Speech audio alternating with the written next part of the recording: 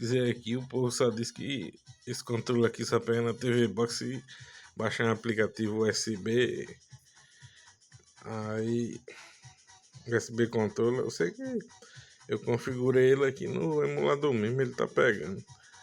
Aí, se você baixar aquele aplicativo USB, ele só pega pela internet. Quando você desliga ele, ou desliga a internet, ele desliga. Aí a TV Box, se você estiver usando ela com a internet, essa MXQ aqui, aí o emulador fica mais lento.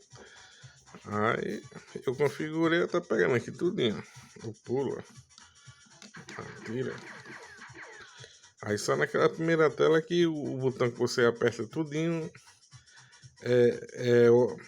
é ok, mas no emulador não. Quando você bota aqui, ó, uma vez, ó, ele volta e entra. Volta. Tudo ele obedece aqui, direito aqui.